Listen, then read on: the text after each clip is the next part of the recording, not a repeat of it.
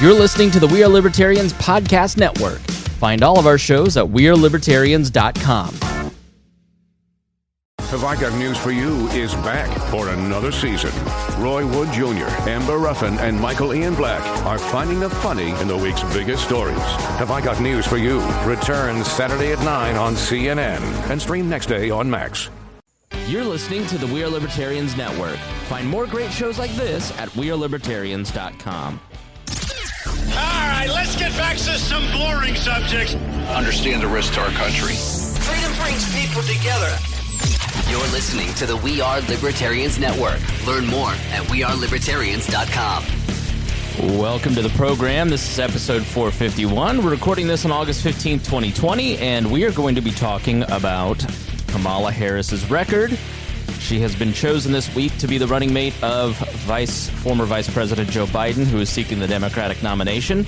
We're going to talk about her rise, talk about some of the controversies, conspiracy theories out there about her, and then also her record as prosecutor. So stay tuned. We'll take a look at that right after this. Warning, this show is for adults, produced by semi-adults.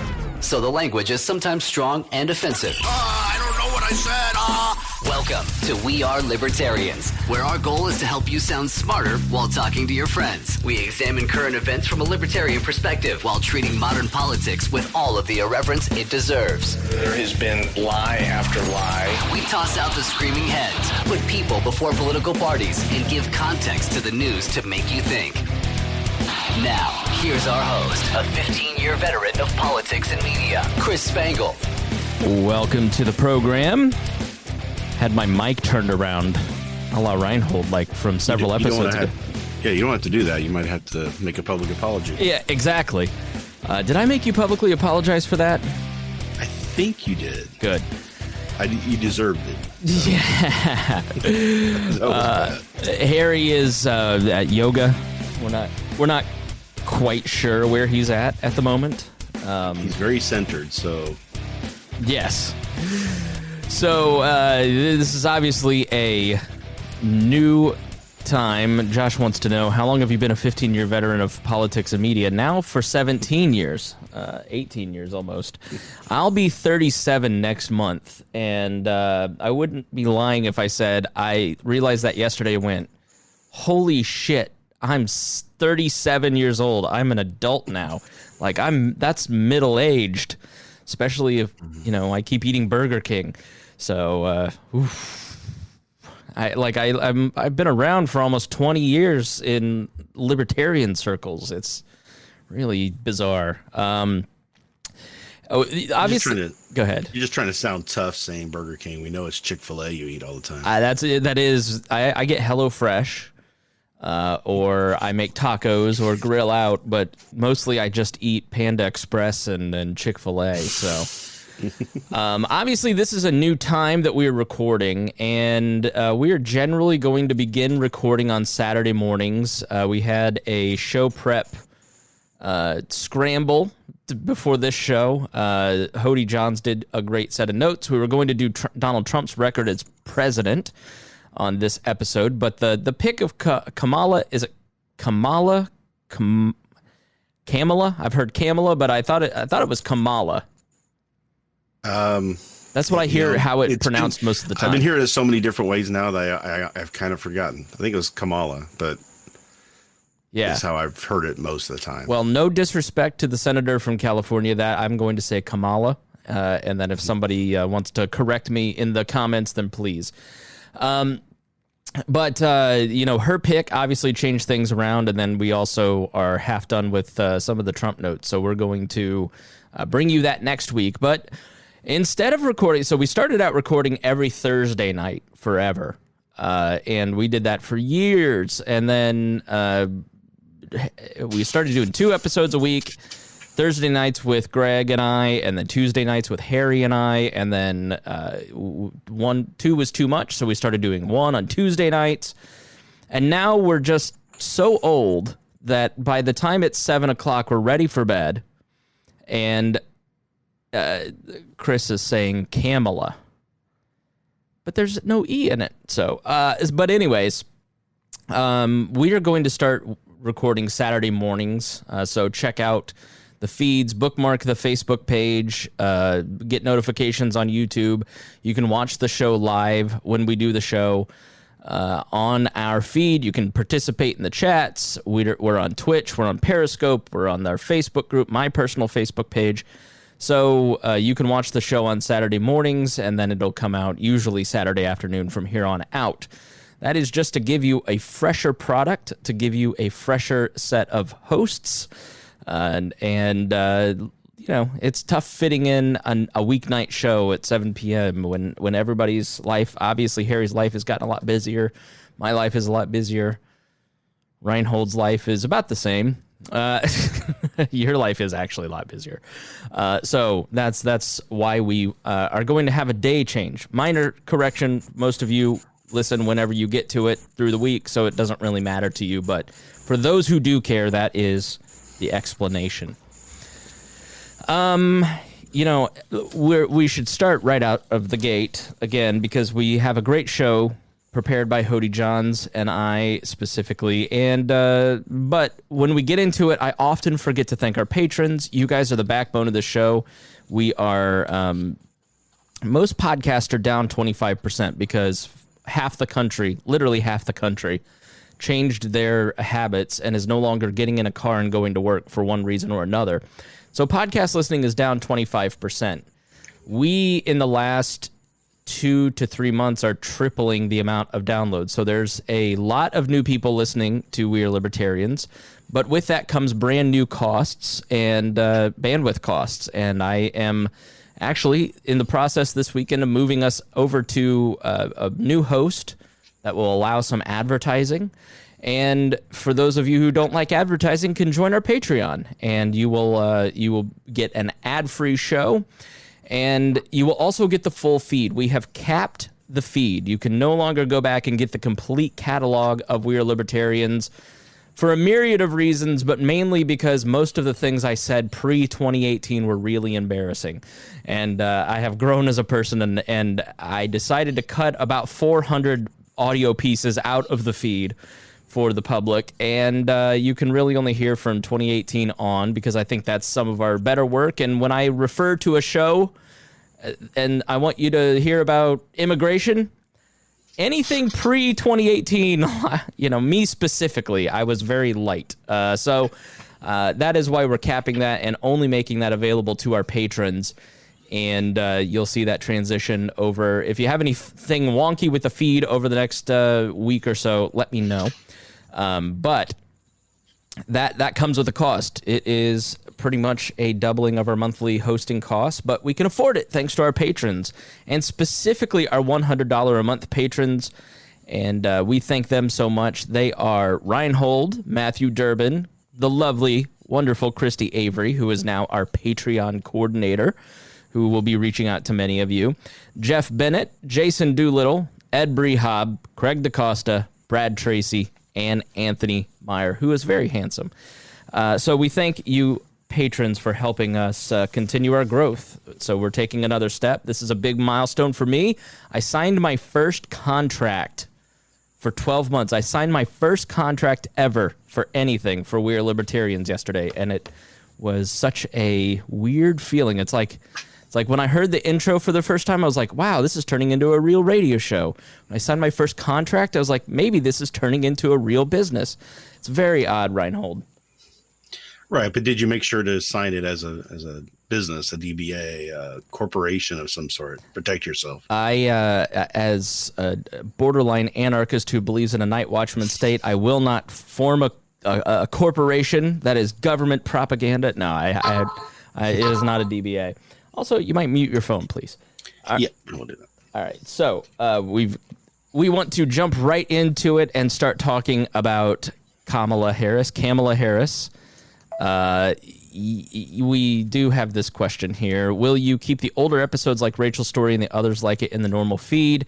Yes, the cost episodes will be in there, and a lot of that stuff. But if there's something that is missing and you want to share it with your friends, let me know. It will be available on the website, so you can go back and listen to older shows on the website. It just won't be available in the RSS feed.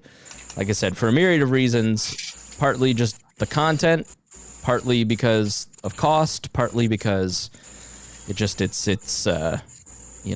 James Neese, Maya, and what they may have said in this environment of cancel culture. Is the fight still going to be available? It isn't. No, you cannot hear Chris Galt in episode 39 try to punch Creighton Harrington unless you're a Patreon member now. They literally took a swing. We had a fist fight after an episode in the 30s back in 2013. So this show used to be so nuts. And what about the moving out episode? That is behind the paywall too now. Yep. There is an episode. Those are some good episodes you want to get in that paywall for if you can. Yeah, the episode. So I got divorced in February of 2014, and the catalyst for the divorce was a recording of We Are Libertarians. Not just that specifically, but like there were a lot of reasons why we didn't work out. But in that episode, we were doing, it was Greg, Gina, and I were talking about something. I had forgotten to tell her that we were going to record that night. She walked in on a Tuesday night, saw us there, got ticked that I didn't tell her, started packing her stuff, and never came back. And I didn't stop the episode. We had to finish. The show must go on, okay? But you hear in that episode in late February of 2014-ish, you hear me go completely silent through the rest of the episode. Greg and Gina carried it. And then I disappear for like 4 months as my life fell apart. So, yeah, you could probably find that on the YouTube channel, too, as all that stuff's published. That's probably somewhere in the 40s or 50s in terms of when we published it. So this show has brought on several marriages. Jeremiah and Sarah Morrill, the Boss Hog of Liberty. It's brought on several relationships that have not turned into marriage, including the one I'm in now. It's also brought on 2 divorces, mine and someone else. So, yeah, crazy show. The years between 2013 and 2017 were a lot of fun, but a lot of crazy stuff in those feeds. So definitely worth going back and checking out the whole catalog if you're a fan of this show. It is really some wild stuff. So much different than the kind of show we do now, which is about trying to educate you on, your uncle is sharing that Kamala Harris slept with her boss. What does that mean? That's much different than why did this co-host sleep with that co-host? So, all right, let's get on with the program. Let's talk about California Senator Kamala Harris was chosen as Joe Biden's running mate this past week. They are both the presumptive nominee for president and vice president. And we want to give you a look at her record, but we want to start with her bio points and just hit some bio points. Now, we are going to do, because by virtue of time, we're going to do a gloss over of much of this. But if you want to go deeper on any singular point, we have 7 pages of show notes. There isn't a podcast out there, let alone a libertarian podcast, in my opinion, that gives you as much sources of where we find our information. Because in this day and age, when you don't know what to trust and believe, we try to show our work so then you can go back and look for yourself. But if you have more interest in learning about a specific bullet point that we're talking about through this episode, you can always go to wearelibertarians.com or in the description of the podcast on your podcast catcher and grab the PDF and check out our show notes. Once again, thanks to Hody John. So Senator Kamala Harris, that's what I'm going with. Kamala Harris, I have trouble with anybody's name in general, so I apologize. Born in 1964 in Oakland, California, she was born to an Indian mother who was a breast cancer scientist, and they immigrated here to go to specifically Berkeley, where they eventually ended up teaching. Her father was a Jamaican and a professor of economics at Berkeley, obviously very intelligent parents, and they grew up. Now, some of the stuff that we're going to talk about, I'm only talking about because other people are talking about it. In my general opinion, Rhinehold, if you're talking about her sexual history or her race, I think it's cretinous. I think it's generally gross, and I think it's counterproductive for convincing people to your side. What say you? I agree completely, and I think it's usually a sign of they don't have anything else to talk about, which isn't true in this case, or that's just where their mind is. That's the type of things that are at the front of their minds. Yeah, do you hear that sort of thing? So we talk about, we hear people talking about Kamala and her boss, but how much do we talk about, Trump and all of the stuff that he's gone through and all the sexual exploits and blah, blah, blah, blah. And the same people who are going to attack her on this are going to defend him on all of his activities. And it's almost like it's because she's a woman trying to be in the position of power. I'm sure there's an element of that. And I just think that it's also an element of the right, specifically the former Tea Party, which I learned this week still exists here in Indiana somehow. They talk apparently a lot about QAnon, according to a friend.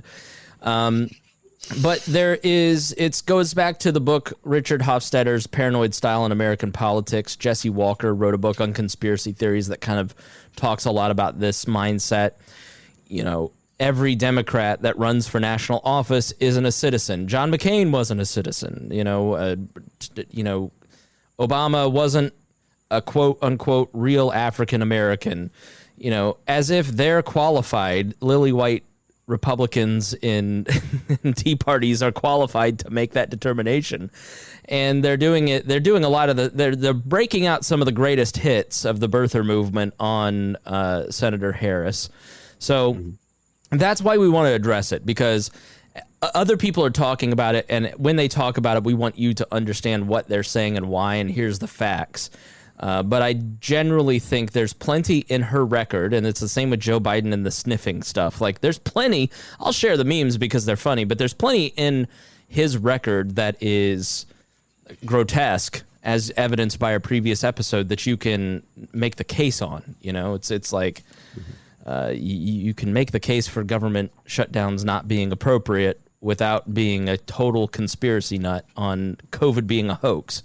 It all kind of falls into that paranoid style in American politics. So, for what it's worth, she did grow up in a black part of Oakland in the 60s and 70s. She was born in 1964.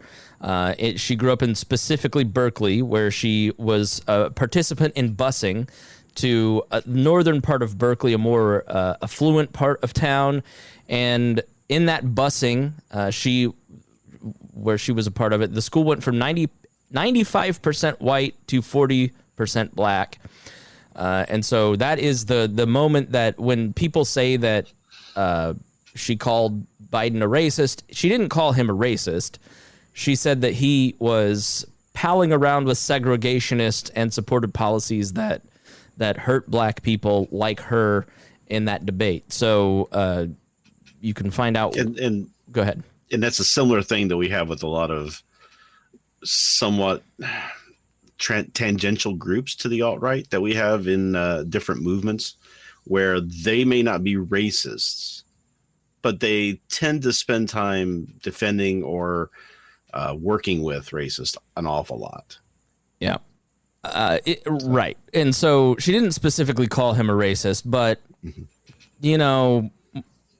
the implication was clear. She said she stood with the women, and then now she's changed her mind. So she meant it or she didn't. So while she also grew up going to Black Baptist churches and Hindu temples. Now, while her parents were not citizens at her birth, she was born in America, and it makes her a natural born citizen and eligible to be president. The right is going to have so much fun, Rhinehold, with the concept of her being a quote-unquote anchor baby. But she is eligible to be president because she was born here. And we linked an article from Reason that talked about why the founders felt that if you were born within American territory, you can be president. Right. And so I've had conversations with some people who are trying to overly document some discussions that were made back in the day when they were writing the Constitution and how they really meant this and they really meant that. But the preponderance of the history and the documentation of what that stuff means, the common law, the adjudication of it, is that if you're born here, you're a natural born citizen. So it comes down to the problem that natural born citizen is used in the Constitution, but it is not defined in the Constitution. So then people have to define what that means. And there are people now trying to make the case that in order to be a natural born citizen, you have to be born in the United States and both of your parents have to be citizens, right, at the time of your birth, which eliminates like 6 presidents that we've had. It's never been the standard. So, you know, I think the history shows that that's not the case, but they're still going to try and make the case. And it's similar to the right trying to make the argument on the case of citizenship, you know, the anchor baby stuff and things like that, where we have an amendment that was discussed and talked about, and they knew exactly what they were voting for when they voted for that. Right. They knew they were voting for a case of, when they passed it, that if you were born here, you were a citizen, you know, straight out. There was no equivocation of it. The only equivocation was something to do with the Indian tribes, because technically they were sovereign, you know, countries within our country. So there were some going back and forth on that technicality of it. But for everybody else, that was the case. If you were born here, you were a U.S. citizen. So,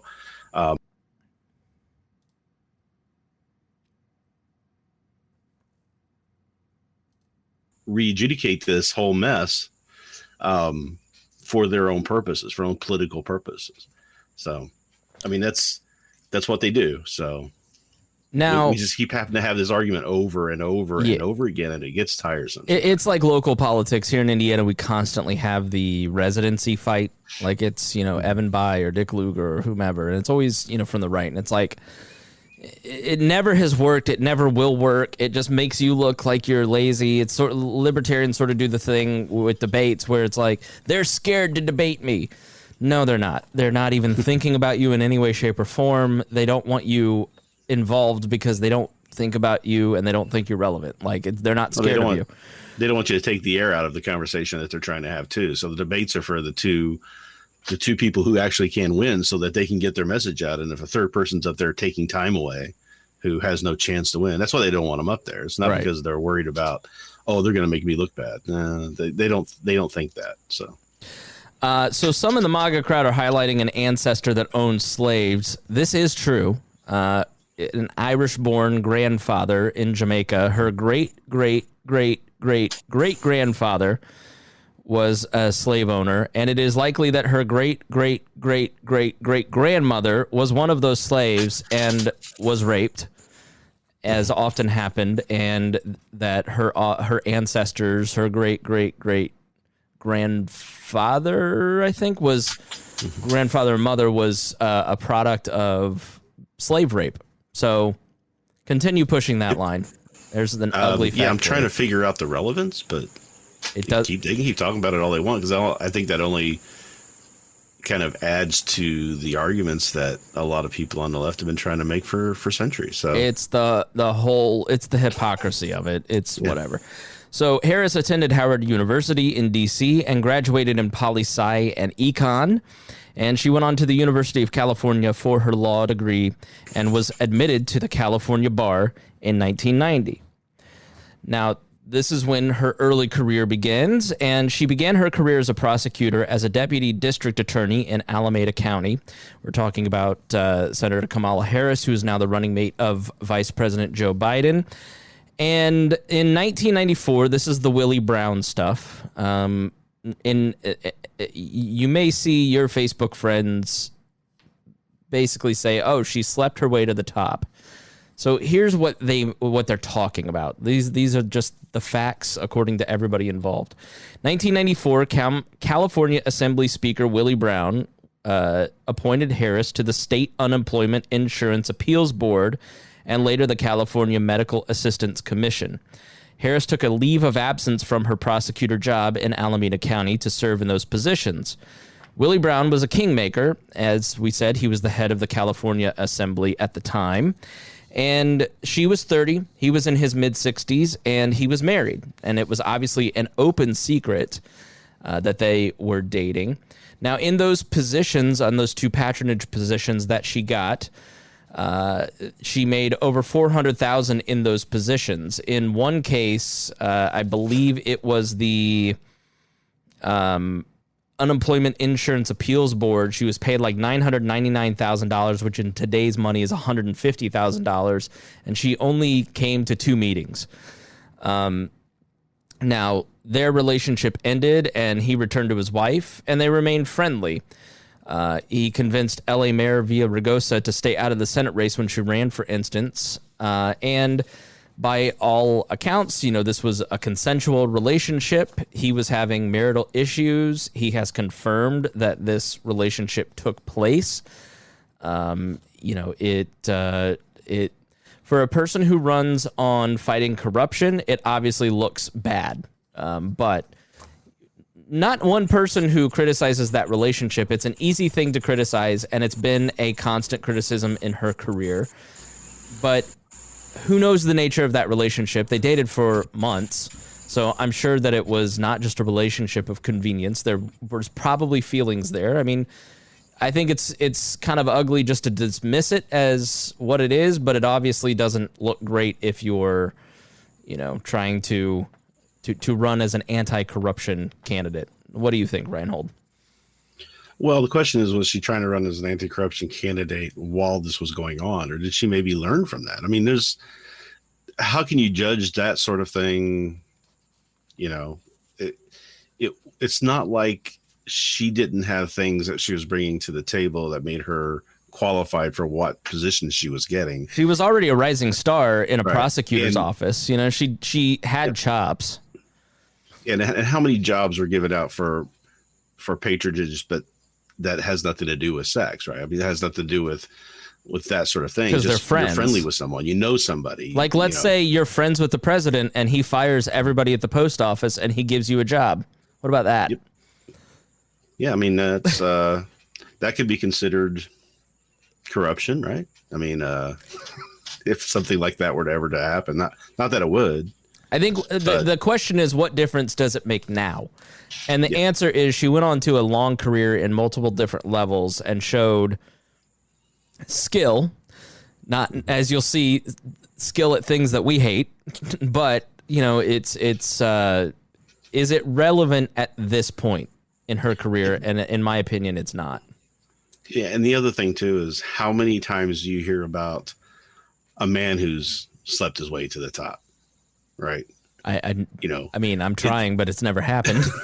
Exactly. It's like, it's kind of like a charge that's only levied against women trying to be in power, right? Right. So it's that old canard where the old boys club tries to do what they can to keep that from happening.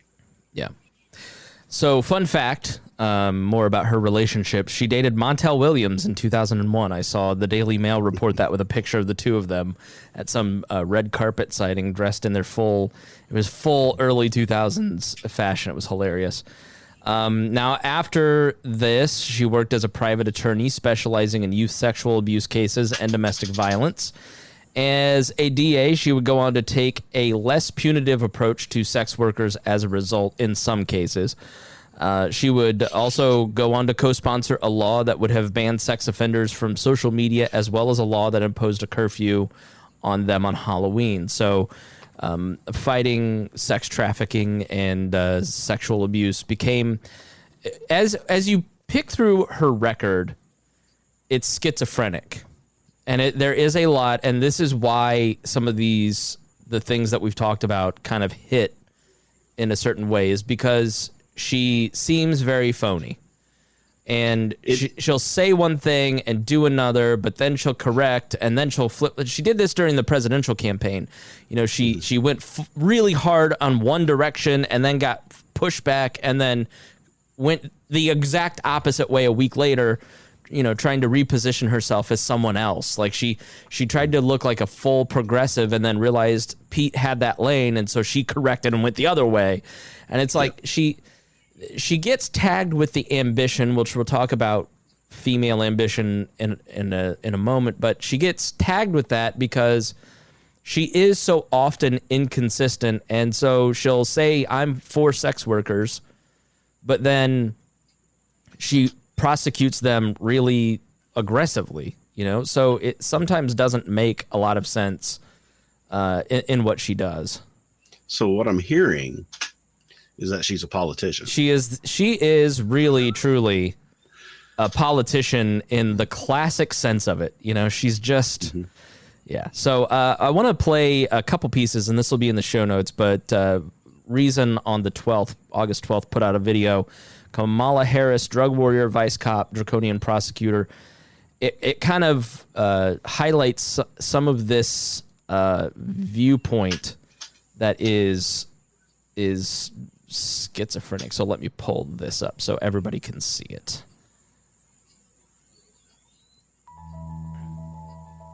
Harris's political rise has been propelled by a years-long, high-profile campaign against alleged sex traffickers. What she's actually done is throw women in jail for having consensual sex while trampling on the rule of law to advance her own political ambitions. Ignoring the pleas of sex workers and human rights advocates for over a decade, she's fought against campaigns to decriminalize consensual adult prostitution in California. As Attorney General, she created a statewide program to get truckers to report suspected sex workers to police. These policies didn't stop traffickers, but they did land plenty of sex workers behind bars. One of the greatest offenders is Backpage.com. Harris fought to destroy Backpage.com, a classified site that sex workers use to find and screen their clients, even though she publicly admitted that the site's founders, Michael Lacey and James Larkin, were protected from prosecution under federal free speech laws. But tonight, a groundbreaking arrest. But a month before Election Day in her Senate race, Harris went ahead and had them arrested anyway, parading them before the cameras on pimping charges, which were then promptly dismissed by a judge.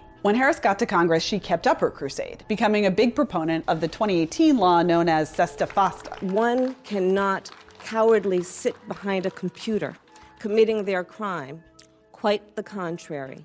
The result was that many sex workers had no choice but to return to the streets, where soliciting clients is considerably more dangerous. It's because you don't know who's going to pick you up. There's more pimps and there's more guys out here. Meanwhile, Harris declined to intervene in a real underage sex trafficking scandal that involved dozens of police and other local authorities in the Bay Area.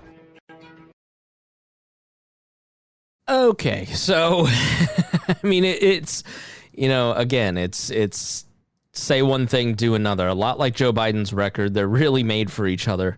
They really are both, saying that their record says one thing, and now they say they're against what they did forever. So right, and looking at the current race. So if we look at the Democrats and Republicans in the presidential race, all four of them are exactly like that. Yeah, for sure. There's the old joke about Trump where there's always a tweet where he completely contradicts himself from years earlier from what he's saying now. And, and we all know Pence very well, but just for an whatever example, it takes to get to power, whatever it takes to get elected, whatever it needs to do. Like when you said she was trying to be the progressive, she saw that the wind was blowing to where the centrist was going to probably win the nomination. So she tried to correct to go back into being a centrist side on the Democrats. So, whatever it takes to win. Exactly is right. What it is. Yeah. And when we were talking about the things that she didn't do, or she didn't go after the scandal and the cops with that, doesn't she also turn a blind eye to the church molestation issues that were going on at the time? I have not heard that. Okay. So, I'd heard that, and I need to research it. It's one of those things that you hear on a podcast, and then you're like, I wonder if that's true. I read it, but it was like, I need to read to make sure that it's founded in a little bit more than just where I read it at, I imagine. So now let's go on to her prosecutorial record. Let's go on to Kamala Harris's prosecutorial record. She was... In 2003, she unseated an incumbent DA, Ternice Hallian, in an upset by building a broad coalition of supporters ranging from low-income minority voters to Bay Area elites. she was in tune and well networked with both of those. So she was going to cocktail parties with the elites in the Silicon Valley area to win this Alameda County prosecutorial seat, and she knew everybody, knew everything about them. It reminded me about reading about Barack Obama in like Chicago politics early on, going to things, and he knew every person in the room, why they were important. He was well prepped, and knew who to schmooze. But she also maintained a lot of connections in low income areas and minority communities, and was able to speak to both. And that is, on the Democratic side specifically, a skill that helps a politician rise quickly. Are they able to speak the language of because make no mistake about it, the Democrats, for whatever, Republicans are corporatists and big money politicians, like, the reality is, I watched a great show on Apple TV it's called Morning Show, and it's about the Me Too movement. Highly recommend it. Great show. But, it's the New York City cocktail parties on the Upper West Side and the fabulous, they're all talking Democratic politics. You have to court those voters as well as going to lower income areas and courting to those voters. And people who have the ability to do both tend to rise fairly quickly, as she did. And that was a knock against Pete Buttigieg, too, was that he was courting the high-end part of the party, but he was failing to connect with the regular guys, right? The regular man. So this is really when she began to be tagged with the ambition, because the way that she ran the race essentially was, she didn't do a lot different as the prosecutor, but the way that she jabbed elbows in that race, it was very similar to the way that she did it through the presidential campaign. I want to talk about ambition because it seems to me that female ambition gets knocked, but Trump is super ambitious. Joe Biden has been ambitious his whole career. Pete Buttigieg is ambitious. Like, where does Pete Buttigieg get off being a failing mayor of South Bend of Indiana? We live in Indiana. We know it's rough up there. And he's going to run from the mayor of the fourth largest town in Indiana to be president. Like, he's super ambitious. Like, everybody in Indiana has known this guy has significant ambitions.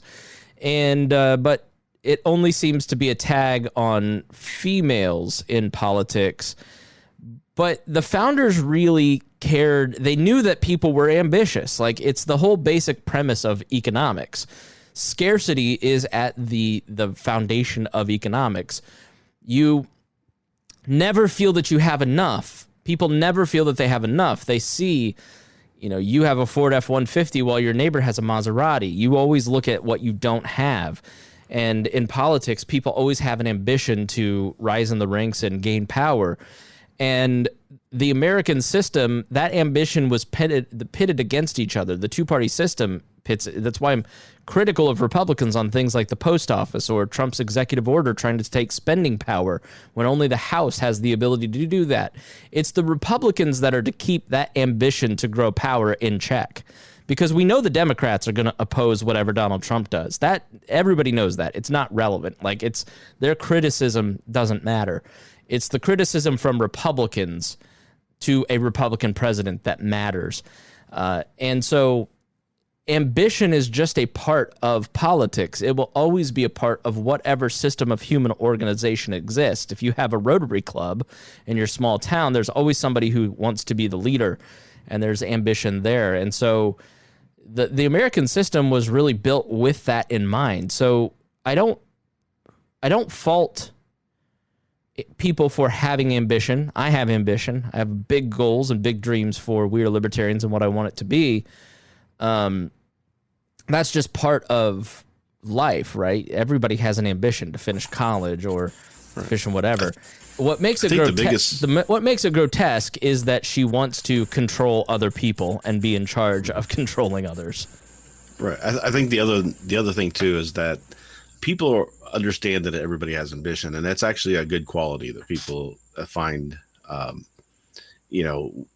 a lot of times when marriages break apart, it's because the one person says the other person wasn't trying to do better or trying to improve themselves or trying to didn't have any ambition. Right. The problem comes in when you're willing to violate certain ethical mores and your own thought processes and what you believe in order to attain that ambition, right? To get that power, to get that control, to get the next rung of the ladder. If you're willing to step on the people to get there, if you're willing to bend the rules or break them completely, that's when it becomes a negative attack on someone. Yeah, for sure. So while Kamala Harris touted that she was tough on crime, she was often criticized by local law enforcement for, and this plays into the ambition role, for only pursuing cases that she knew she could win to pad her record. She didn't want to have a loss on her record that could be used against her in future runs. And the local law enforcement, she came in being supported by the police, but by the end of her run as prosecutor, she was not well liked by the police afterwards, because when she would be called out for not taking on tough cases, she would blame sloppy police work. So she ended up for being a cop, she ended up not being well liked by a fellow cop. So now her felony conviction rate was far lower than her counterparts, but higher than her predecessor in specific areas like murder rates. Now, as libertarians, we're not necessarily apt to look at that as a positive. Oh, you're really effective at prosecuting felonies. Most of those were victimless crimes, so we're not down with that.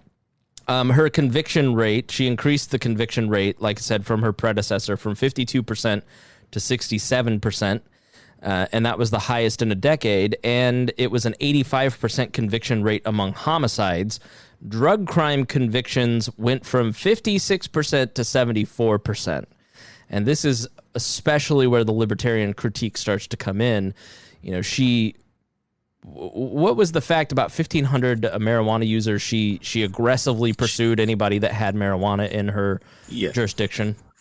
Yeah, she really ramped up the prosecution on marijuana convictions. And then when asked about whether she had ever smoked marijuana, she laughed. Right. She was prosecuting and putting people in jail and said that, she was a huge drug warrior as a prosecutor because it was popular at that time. Much like Joe Biden, when it was popular, she was for it. And then when it was unpopular, she was against it. And now, mea culpa, my bad. And of course, everybody what I love about the progressive left is that the Bernie bros are growing a movement that might hold some of these politicians, these authoritarian Democratic politicians to account, and saying, no, it's not popular that you put these people in jail. You should actually apologize and have real contrition for what you've accomplished. As we saw with Joe Biden's record, the man put millions of people in jail based on the various things that he championed, and Kamala Harris played into that. And her thing too is that she's trying to get high conviction rates, right? Right. So murder and rape and things like that are harder to convict on than drug crimes. So you go after the drug crimes. And where are the drug crimes located at? Based off the statistics, because the drug war was started as a specific reason. Yeah. Those statistics show that there's a certain community that has more drug crime in it. So you go and you extra police that community, which inflates the statistics to kind of keep that perpetual motion going. And then it just becomes easy to pull people in and get a conviction rate. So you can get your conviction rate really high on those types of crimes so that you don't have to focus so much on the other crimes that are really the ones that you should be focusing on, the real victim crimes, but they're just harder to convict on. Yeah. I view, for instance, the grassroots Black Lives Matter overall message of criminal justice reform. I view that as, an ally to what libertarians have been championing for so long, ending mandatory minimums, reducing victimless crimes, reducing felonies for things where people, these are core libertarian principles. Which always blows my mind that libertarians argue against the concept of systemic racism. Do you remember the number of the episode we did with John Odermatt, where we talked a lot about that? Yeah, I mean, that is a lot of things we want to change, right? So yeah, that's the message that libertarians have been saying for decades, that stop with the victimless crimes. Let's focus on police power if you're going to have that.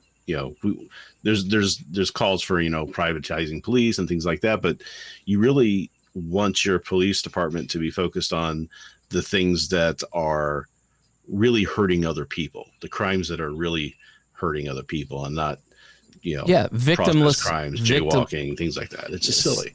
Jaywalking, prostitution, licensing enforcement, the people that are going around. Harry was so right. So Harry sparked my brain on something. He said, all the smoking bans that went into place 10 years ago that libertarians argued against by saying this will build a mechanism that will bring enforcement in other areas. I checked around to some friends, and the Marion County Health Department here in Indianapolis is going in and fining local businesses $1,000 if a single patron isn't wearing a mask, thereby turning business owners into cops. And you're fining businesses like restaurants and bars that are barely making at $1,000 or $5,000 for 5 instances on businesses that are struggling right now. It's incomprehensible. That is.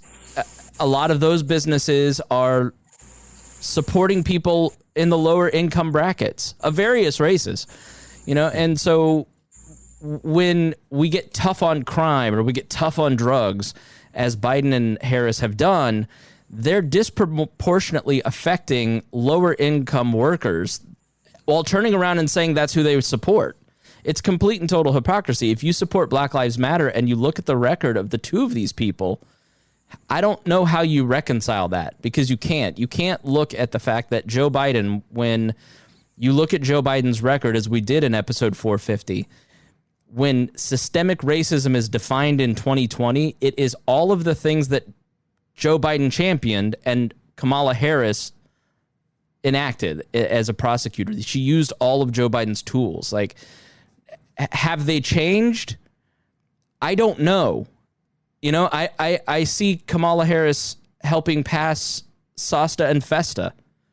I see her saying one thing and doing another on a consistent basis. I see Joe Biden saying fairly blatantly racist things, and he gets a pass because he's a Democrat and he's up against Trump. Like, I don't know how you reconcile that as a Biden voter. If you care about the Black Lives Matter movement, I can't, which is why I'm not going to vote for them. I'm going to vote for Joe Jorgensen and Spike Cohen, who actually walk the walk and talk the talk on this stuff. So her conviction rates were largely because of plea deals. Of 73 first-degree homicide convictions, she accepted manslaughter, third-degree murder on 32 of them, and second degree for nearly all others, meaning she didn't do her job in prosecuting the actual crime, but pleading down to a lesser crime. So she padded her statistics. And so what the problem with plea deals a lot of times is that a person will be arrested and the prosecutor will tack on a ton of charges. They'll find the most draconian law that they can, passed in 1904, and tack that on and get you to plea down and say, all right, well, you're facing 900 years unless you plea down to this, and you'll only get 18. And it's a way for a prosecutor to pad their record. It's a way for them to get convictions when they don't really have a case on the actual criminal charge. Let's say Rhinehold goes out and commits a murder, but they don't have enough evidence, so they get him on tax evasion, or something like that, because it's a lesser charge. So, in general, libertarians believe in prosecuting a person for the crime that they committed. But if you talk to a prosecutor, they go, we know this person committed the crime. We just don't have the evidence nailed, locked tight. And we want to take a bad person off the street. So, that's their defense. She got someone who committed multiple sexual assaults to plea to battery, for instance. Now, Hody, our researcher, says a prosecutor is supposed to convict the actual crime committed, and plea deals are supposed to be reversed for mutual benefit. It is a system that is abused by most prosecutors, to be sure, but nobody abused it more than she did. I highly recommend the book 3 Felonies a Day to see how corrupt prosecutors like Harris use this tactic and abuse it to advance their careers and pad their stats. The journey ends in innocent, nonviolent people getting hurt. So also while she was prosecutor, she opened a special unit that investigated bullying of people in what Hody calls the GSM community, which is the LGBT community, but it's gender and sexual minorities, which has been pushed because there's a fight over LGBTQ, and then you see the alphabet soup. The one article I read it's like GSM, isn't that like the Game Sports Network or whatever? And so I looked it up, and they were like, there's just too many LGBTQs, so let's just go with GSM. Now, as Hody says, one might argue that expansion of hate crimes is a detriment, but the budget requiring special hate crimes investigations was passed by Congress. She simply extended this protection to the community, and crimes targeting these individuals are valid hate crimes if we are forced, as Harris was to assign special investigations to hate crimes. I don't know that I agree with Hody on that assessment. I think hate crimes can often be subjective, and it just gives another tool of prosecutorial stacking, as it's called. What say you, Rhinehold? Well, hate crimes are very. I've got a long history with discussing. Well, you've committed so many hate crimes. It's just because Rhinehold, crime expert. I can see both sides. Right. Huh? Hate crime expert Rhinehold. Expert on it. No, it's just so I have a problem with it where you can say how can you prosecute somebody or sentence them based off what they were thinking, what was in their head, right? But then we give a lesser sentence because of the same reasons, right? So if you kill somebody, but you were killing somebody because you were in a mental state that made it harder for you to make rational decisions, right? You were angry, they had hurt your wife or something, so there's extenuating circumstances that then get applied to the sentencing of the crime that gets taken into effect, right? So what's the difference between that and a hate crime where you say, okay, what the person was thinking or whatever should change the sentencing of that person? Now, I don't believe that it should change. There should be an actual statute that's different than a regular crime. Like if you commit a crime, you commit a crime. If you commit murder, you commit theft, you commit something like that, you've committed that crime. But where the hate crime statute should come into play, if they're going to be used, is in determining what the sentencing of that crime should be. Does that make sense? Mm-hmm. So as a libertarian, I think that as long as we're focusing on crimes that are not victimless crimes that have harmed somebody else, and we're taking the state of the mind of the person into consideration on the sentencing side of things, then that's when you get into whether that's acceptable or not. I think there's a room on either side for that one. But what I always hated was somebody who was innocent because of insanity instead of guilty though insane, right? So to say that somebody's innocent because they weren't of a mind where they can make a rational decision, I don't like the way that's worded. I think it should be that you were found guilty of the crime, but because you were incapable of making the valid decision at that point, we're going to expunge it or give you a punishment that is related to getting your mental health back in shape, right? But when it comes to hate crimes too, I think that there is a place for it to be used as an additional sentencing tool. Okay. Now let's talk about her abilities as a prosecutor and basically her ethics. A lot of... Or lack thereof. Yeah. A problem with Senator Kamala Harris, especially during her prosecutorial years, is ethics, and that is what a lot is called into account for a question. If many of her detractors on the right took the time to read information and facts and statistics, they would look at the ethical problems of her prosecutorial record and not her sexual history, for instance. But the fact is everybody feels like people individually may be stupid, but there's a wisdom of crowds that feels out a person and sort of judges a person's character. And there's a lot about Biden, Hillary Clinton, Kamala Harris that feel phony. Like Donald Trump, we all know is a bullshitter. We all kind of know what's going on. It's just people they rationalize, can I vote for this person? But she's the type of person that has pushed boundaries in an effort to position herself a certain way, and innocent people got hurt when she was a prosecutor. So, for instance, there are over 1,000 drug-related sentences that were overturned due to her faulty practices. So while her conviction rate was high, her ability to retain those sentences was low due to the false nature of her prosecution. Now, Harris made the first arrest of Backpage CEO. Backpage was, CEO Carl Ferrer. Backpage was a website that you could go, and it basically was connecting sex workers with Johns. And you could screen them out, and, it was an online tool for prostitution, for instance. So he was not convicted on these arrests or charged on them, but eventually pled guilty to another arrest for similar charges that were filed. Backpage was a site that, quote, according to them, unknowingly offered young prostitutes to buyers on top of illegal substance sales. Harris alleges that 99% of these girls were under 18. I have no idea. I've never been to the site.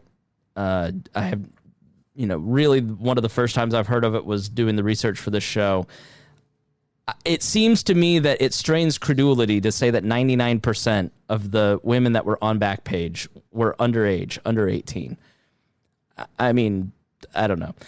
So she busted them while sex trafficking occurred on the website. And let's be honest, it was a feature of the website.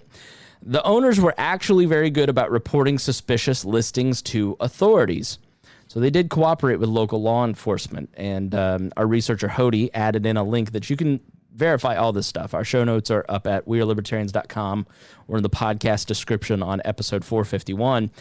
But instead of prosecuting the sex traffickers that the page owners had reported, Harris and her teams went after the same people who were open with authorities. So instead of going after and prosecuting the people that were the Backpage people were reporting, they prosecuted Backpage.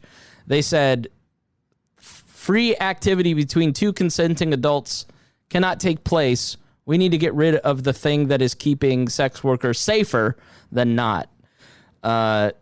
She was instrumental in shutting down the Backpage site and arresting nonviolent offenders and sex workers. And what this did is it forced many of them back onto the street where they were violated and abused by pimps and drug users. I mean, and any number of people. As Hody, our researcher, says, good prosecutors go after pedophiles, rapists, and traffickers. Harris went after website designers that were explicit about calling out pedophiles, rapists, and traffickers. She actually arrested 2 of them, even after publicly admitting they were innocent of the charges, and a judge was forced to throw out her bogus charges. She also advocated a law that would force truckers to turn in sex workers. So I want to go back to this Reason video that kind of encapsulates this a little bit more and gives you a better view of it. So let's take a look at this. This is from Reason.com. America has a deep and dark history of people using the power of the prosecutor as an instrument of injustice. I knew this history well, of innocent men framed, of prosecutors hiding information that would exonerate defendants. Yes. And during her time as California's top cop, Harris contributed to that history repeatedly. by going to bat on behalf of dirty prosecutors. Her office appealed the dismissal of a case in which a prosecutor had fabricated a confession to secure a conviction and fought an appeal in a case where a prosecutor had lied to the jury during trial. In 2015, Harris tried to stop the removal of the Orange County District Attorney's Office from a murder trial after it repeatedly failed to turn over evidence to the defense. Her office even tried to keep a man in jail who had been wrongfully incarcerated for 13 years after a judge ruled that he had proven himself innocent just because the man hadn't delivered that proof quite fast enough. And as San Francisco DA, Harris hid known misconduct by a crime lab technician who admitted to deliberately tainting evidence. Did prosecutors working under you know about the concerns about that lab? The prosecutors which is what the judge alleged. Did not know about it, at least said they did not know about it. The debacle has since led to the dismissal of hundreds of criminal cases. Something else it's past time we get done is dismantling the failed war on drugs, starting with legalizing marijuana. Your opponent, Ron Gold, has said that he is for the legalization of marijuana recreationally. Your thoughts on that? That he is entitled to his opinion. Harris is a former drug warrior who is now refashioning herself as pro-legalization.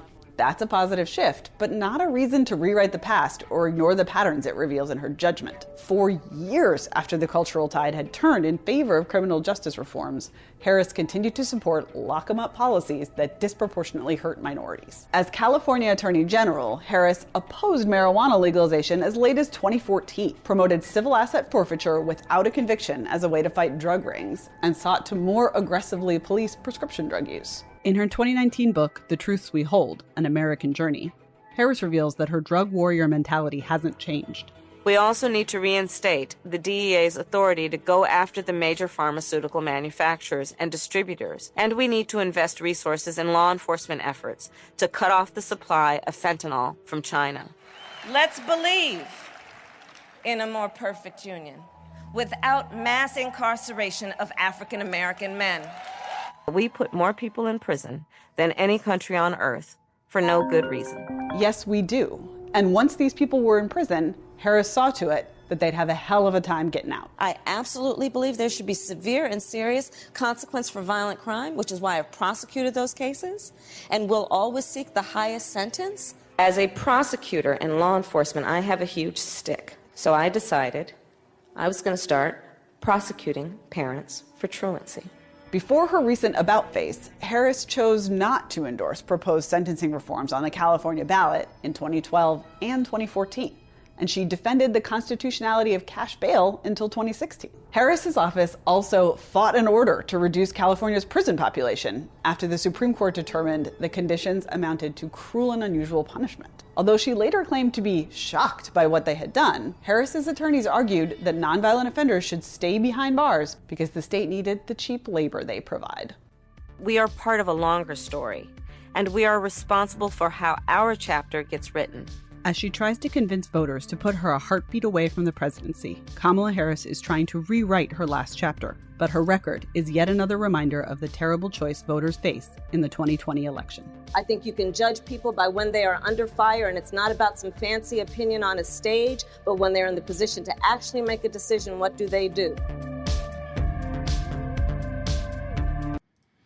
Okay, so lots there. We'll continue talking about it. Well, that last line is really a great tag because it's exactly what she's been doing, right? Yep. She's saying we shouldn't do this, and that's what she's obviously been doing. We should not do what I've been doing for my career since 1990. It was mentioned in there that she went after parents who had truant kids. Here's the thing. As libertarians, we believe that mandatory schooling should be abolished. Plain and simple. If a kid doesn't want to go to school, they shouldn't be forced to go to school, because what that does is that lowers the performance of the other kids sitting in the school.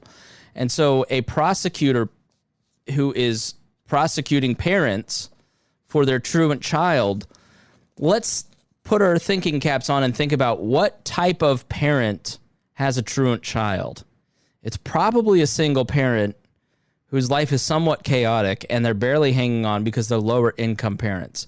Typically, your middle class and upper class parents send their kids to school, oftentimes the parent who has a truant child isn't even aware that their kid is truant, that isn't showing up to school. It's a surprise to them. And so she's now making life harder on the very people that she says she supports. So, when she's been confronted with this, she laughs. She laughs about it. And so she has this tendency that keeps getting her in trouble that you will see again through the campaign, is that when she's confronted with criticism or her record, she laughs it off. She Trump keeps kind of pointing that laugh out and doesn't like her laugh. The right does too. Hillary Clinton did the same thing. It gets her in trouble because it comes across as very insensitive. Similar to the famous line from Hillary, we came, we saw, we died. That line that you've heard in every sound clip. So, she chose to really crack down on these victimless crimes that ended up making life harder for the economically disadvantaged in her community, which is what she says she's against now. She was a major prosecutor of marijuana while using it herself. She fought to keep people, if a judge tried to be lenient, she fought to keep people in prison even after her state adopted policies that let the over-incarcerated go free. She opposed those. She fought the state in trying to allow these victimless criminals out of jail. She also in 2012, Superior Court Judge Ann Christine Masulo ruled that San Francisco District Attorney Harris's office violated the defendant's rights by hiding damaging information from police crime lab technicians, destroying evidence, and ignored demands from lawyers and judges in responding to what happened to missing evidence. In 2015, an appeals court summoned her for review of 3 of her many cases that result in an innocent person being convicted. In one, she allowed a fake confession to be used in court. In another, she committed perjury by telling a prosecutor to change his story based on evidence he wouldn't have known. By repeating this false testimony in court, she perjured herself. In a third case, she gave evidence to a technician that was not obtained from the scene of the crime in order to make a fingerprint connection. Though guilty on all 3 counts, a federal judge nullified any penalty Harris would have received, but told Harris's lawyers to, quote, talk to the attorney general and make sure she understands the gravity of this situation. Her office also appealed the overturning of capital punishment. She was pro-death penalty. Civil asset forfeiture has been a tool that she has used aggressively. Taking people's things without a charge against them is downright piracy, basically. And it's an abuse of a law that is vastly different from intent, and Harris was a huge part of perpetuating that problem. When it was discovered that she defeated a bill that would have paid prisoners $1 per hour instead of 8 to 32 cents, she explained, the way that argument played out in court does not reflect my priorities. The idea that we incarcerate people to have indentured servants is one of the worst possible perceptions. I feel very strongly about that. It evokes imagery of chain gangs, despite having advocated for not increasing the wage to $1. She advocated behind the scenes for one thing and then said to the public when challenged another. This is a pattern, and this was not that long ago. Her tactics made it so that these nonviolent prisoners could be janitors for 8 cents an hour, but forbid them from pursuing jobs like firefighting for $1 per hour. Which would have given them skills that made their recidivism rate much lower while giving them some economic cushion once they left. While it's a common problem for Democrats to promise too much free stuff, Harris was actually the worst offender. She was actually measured, and John Stossel has a great video that we put in the show notes. Overall is Elizabeth Nolan Brown, who wrote this great article called Kamala Harris is a Cop That Wants to Be Now Vice President. She writes, in the public eye, she spoke of racial justice and liberal values, bolstering her cred as one of the Democratic Party's rising stars. But behind closed doors, she repeatedly fought for more aggressive prosecution, not just of violent criminals, but of people who committed misdemeanors and, quote, quality of life crimes. And has she changed? She's changed on marijuana. At least we can see that. And she now gives lip service to popular ideas. Nick Gillespie called her arguably one of the most libertarian on drug policy at this point, and wrote an article saying so and giving his argument why. But, there's just a very clear pattern when you look at her record over these 30 years of doing the least, like, where libertarians and progressives overlap, it is in terms of criminal justice. It is in terms of ending the drug war. It is in terms of not prosecuting nonviolent criminals. It is taking the boot of the state off the neck of people, especially those who can't afford to fight for themselves, who the public defender system is broken. It doesn't actually defend people from a prosecutor because they're overworked. They may have 70, 80, 90 cases that they're trying to work through, whereas a prosecutor has they don't have endless resources, but they have a lot more resources than a public defender does. Or even you, if you were able to hire an attorney. This is a person that, when she was in power, as Tulsi Gabbard so eloquently pointed out, that destroyed her presidential run, when she had the opportunity to do something about these issues, she chose not to do anything.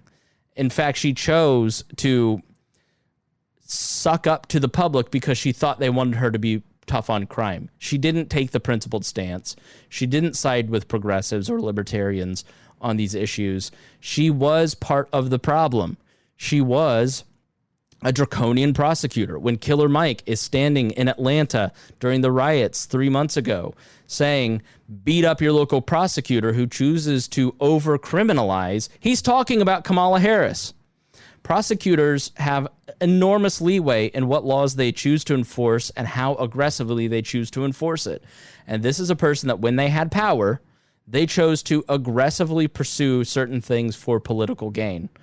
And do we want that person at a higher level of power, knowing that she is going to continue to abuse those who she says she's fighting for? I don't think so. I think it's disqualifying her record. Even if she says she's had a change of heart, her ethics are challenged at best, and her word is suspect. Well, the problem is, too, that if you have a change of heart, that's all well and good. But if your history shows you saying one thing and doing another, then it becomes a you have to show me type of situation. You can't just say all the right things because you've said all the right things before, but your actions never backed it up. So I think that's the situation she's in now. Yeah. Where she's saying all the right things because politically she knows what she's supposed to say. But let's see some action. Let's see some actual proof that you really believe this, or you have turned over another leaf. When Nick talks about her being libertarian on drugs, it's, the history shows that's not the case. Now, she may have had a change of heart and she's saying the right things, but what is she doing to back that up is the question, right? Yeah. So can you trust her? Can you trust Joe Biden? I don't, in these two episodes, feel that you can trust them any more than you can trust Donald Trump. I mean, it's if you're a principled person, you're going to have to compromise your principles to vote for one of the major two-party candidates. It's just that simple. The things that you believe have to be compromised in order to vote for Donald Trump or for Joe Biden or for their running mates. It just is what it is. If you are a Tea Party Republican from Indiana, I beat up on them yesterday. I looked at my friend Mike Neal, who worked on his campaign, and I said, where's the bottom for you? You have told me for years you're a constitutional Christian conservative who believes in these things, and Mike Pence did too, but look at this man. You're debasing yourself. Well, I can vote for somebody without compromising my morals. Yeah, but you lessen your credibility with those not in your crowd, and your crowd is ever shrinking. If you believe in the Black Lives Matter movement, if you believe in ending the drug war, ending mandatory minimums, ending qualified immunity, ending, the tools available to draconian prosecutors like Kamala Harris, can you trust Joe Biden? because when you look at their records, you cannot trust the two of them. They have, when they were in power, made the wrong decisions every time. Now the pushback from liberals is we can hold them more accountable if Joe Biden is in office. And I'd say, have the Republicans held Donald Trump accountable in office? Or do they do whatever a president wants because Congress has become a lackey to the president? Can you trust them? And the answer is you cannot trust any of the four of these people. Well, the other thing, too, is they'll come back and say, well, that's just Trump and his cult with the Republicans. But they proved they don't do that when Obama was in office and he wanted to continue the wars and bomb people and do all the stuff that for years the left was railing against as anti-war. We need to stop these wars. We need to get out of Afghanistan. We get out of Iraq. He continued all of that stuff, and they all turned a blind eye. They did not hold him accountable, like they say they're going to do now. So how can you trust them when they've proven that they couldn't do that then? It's the cult of the omnipotent state. I think it was Murray Rothbard that coined that. It's the idea that the federal government, the cult of the presidency, as Gene Healy wrote a great book on the cult of the presidency. The cult of the omnipotent state is the idea that the federal government, the state governments, the government at all can save you, that it helps you, it benefits you. In reality, they tell you one thing and they do the other. And so until, like, what I always try to tell people is, you know the truth. You feel it in your head, in your heart. You know it in your head. You just need it to reach your balls.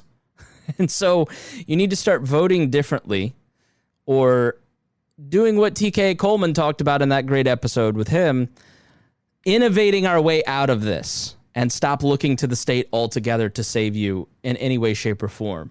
Build a life around libertarian principles and peaceful solutions and economic opportunity for new people, and grow the power of libertarianism and our ideals to the point that people look at that example and go, I'm done with this cult of thinking that these people are in my corner. I want to try something differently.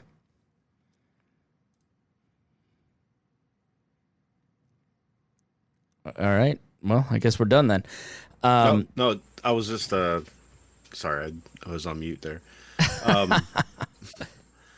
Well, and I also just kind of read a comment too about so we're talking about not being able to trust Trump, or not being able to trust Biden or Kamala or Mike Pence. And someone mentions that, well, Joe Jorgensen is not going to get a lot of energy, not going to win. She's lucky to get 1%. So what? I mean, do you think you should vote just because you think that your guy's going to win if you vote for him? Like if you vote for Trump and Trump loses, did you waste your vote?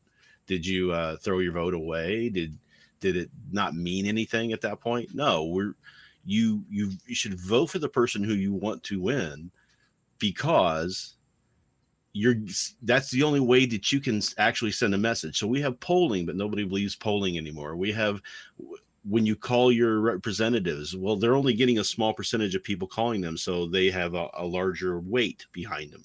So how do politicians really know how the voters feel except by the voting? And if you start seeing more and more people voting for third parties or for other candidates than them, they're going to start wondering why, and they're going to pivot. They're going to change. That's how we got a lot of the drug legalization that's going on right now, is because people like libertarians would be there saying, this is important to us. And if you don't vote, or if you don't give us what we're looking for on these areas, we're going to vote for your opponent.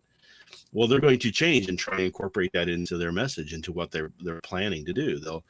They'll pivot that, and it'll become their idea. It'll become the Democrats achieve this or the Republicans achieve that.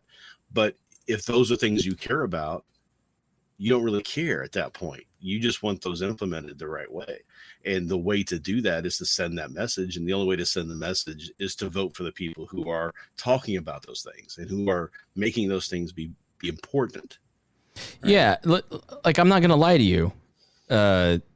I've only seen lower ballot races win in these local races. Libertarian Party people do win. There's several elected officials here in Indiana at the Libertarian level, but your vote is registered. It shows that you're a protest vote. It shows that you're rejecting the immorality and the principles of the two-party system. It shows it isn't you're opting out of the self-protect, the idea that Republicans will fight Democrats and Democrats will fight the other. Like, you're actually voting for somebody that reflects your values, and it's registered. And the more people that make that choice, the more that's going to grow. And the more it grows, people will start to look and go, oh, they have a shot, they have a chance. Libertarianism has grown exponentially over the last decade since I've been around. Like, when I started calling myself a libertarian in the 2000s, I had to explain what that was. I still kind of have to explain what it is, which is what libertyexplained.com is about. But it's a common topic of conversation now. Libertarian ideas are more accepted by the mainstream. We need to reach out to that third of the country that doesn't vote because they don't see their voice represented. That's why we do this show, is to talk to the people that don't feel that they're represented by their government. So secondly, it's a matter of free speech and fighting for ballot access laws and changes and ending gerrymandering. And, people like Matt Gaetz and Ro Khanna, who are on opposite sides of so much in Congress, both agree on things like term limits and drawing districts that are not gerrymandered, that are drawn by AI. Libertarians agree with that too. There is a critical mass on some of these major issues. So neither of these two candidates have earned your vote. Now Jo Jorgensen has to earn your vote too. I totally understand if you look at this and go, I'm opting out. I heard Jason Stapleton say on his show the other day, I'm opting out of this totally. I'm not even going to worry about politics because it just doesn't, I don't want it to affect my emotions anymore. It doesn't affect my life anymore. I'm opting out. I'm going to build something better. I'm going to build a better mousetrap. And Jason is great at explaining and helping people do that. I love politics too much to kind of focus on that. And that's why I do this kind of show. But I'm not going to lie to you that the Libertarian Party is dysfunctional like the other two parties. The Libertarian Party is an organization of broken human beings like every other party or organization. The Libertarian Party has no power. You will not win a lot of elections. It will suck the first time you run for office and get 3%, and you may never recover from it. It's hard. But at least when you look in the mirror, you don't feel disgusted with yourself voting for a complete hypocrite.